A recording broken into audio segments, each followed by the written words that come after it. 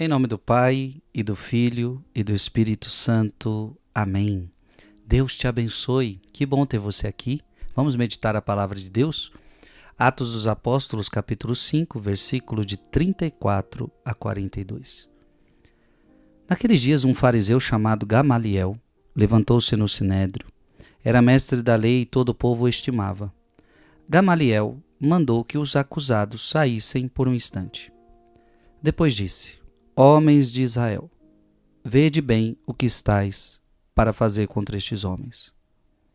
Algum tempo atrás apareceu Teudas, que se fazia passar por uma pessoa importante, e a ele se juntaram cerca de 400 homens.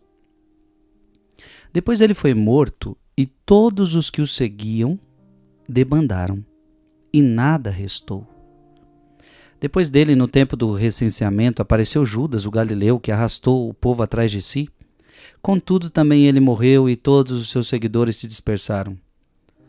Quanto ao que está acontecendo agora, dou-vos um conselho. Não vos preocupeis com esses homens e deixai-vos ir embora. Porque se este projeto ou esta atividade é de origem humana, será destruído. Mas se vem de Deus, vós não conseguireis eliminá-los. Cuidado para não vos pordes em luta contra Deus. E os homens do sinédrio aceitaram o parecer de Gamaliel. Chamaram então os apóstolos, mandaram açoitá-los, proibiram que eles falassem em nome de Jesus e depois os soltaram. Os apóstolos saíram do conselho muito contentes por terem sido considerados dignos de injúrias por causa do nome de Jesus. E cada dia no templo e pelas casas não cessavam de ensinar e anunciar o Evangelho de Jesus Cristo. Palavra do Senhor. Se este projeto ou esta atividade é de origem humana, será destruído. Mas se vem de Deus, vós não conseguireis eliminá-los. Ou seja, tudo que é humano é passageiro.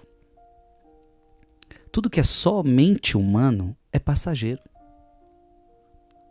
Mas existem projetos, meus irmãos e minhas irmãs, que são projetos divinos. São projetos divinos. E o que é projeto divino é eterno. Não passa. Então não é desta terra. Podemos ter projetos e atividades somente humanas e podemos ter projetos e atividades divinas. Eu poderia, por exemplo, falar para você o casamento. O casamento é um projeto divino. O casamento é um projeto divino. Onde é que a gente vê casamento? A gente vê em Gênesis. Deus fazendo o casamento em Gênesis. E depois Jesus, ele reitera a importância do casamento e diz: o que Deus uniu, o homem não separa. Veja que é para sempre.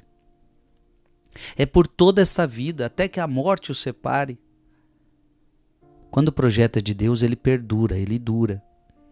Olha um sacerdote é um projeto de Deus. Eu sou padre, eu sou sacerdote, então tu és sacerdote eternamente segundo a ordem do rei Melquisedeque. Existem projetos que são humanos, mas existem projetos que são divinos.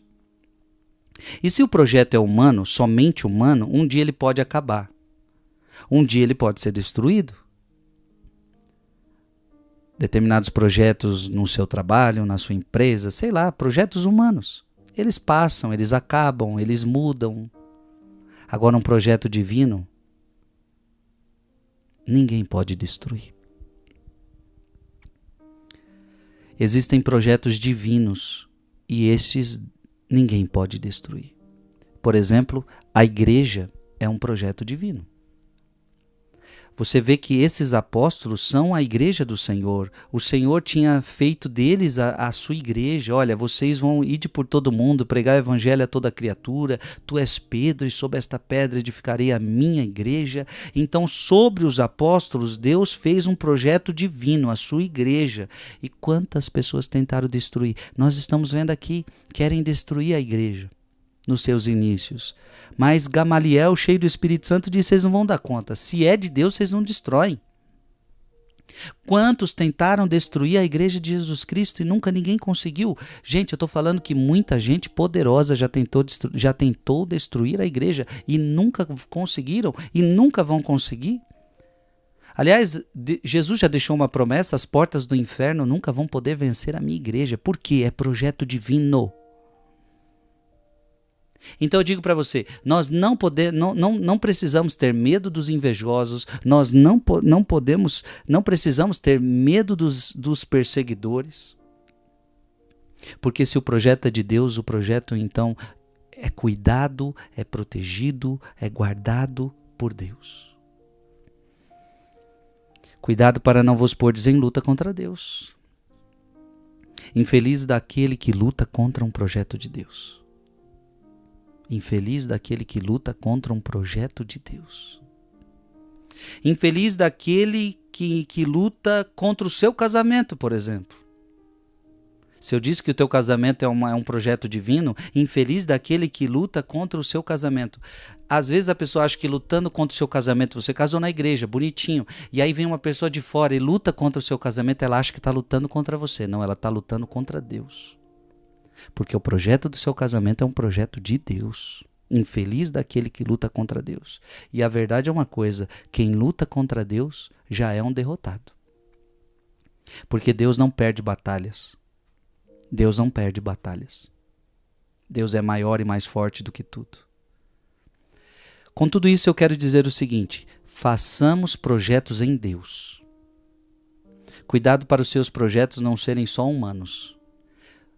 Faça de tudo para que os seus projetos estejam em Deus, que Deus esteja de acordo com eles. E se Deus estiver de acordo e se forem projetos de Deus, ninguém pode destruir. Que Deus te abençoe em nome do Pai, do Filho e do Espírito Santo. Amém.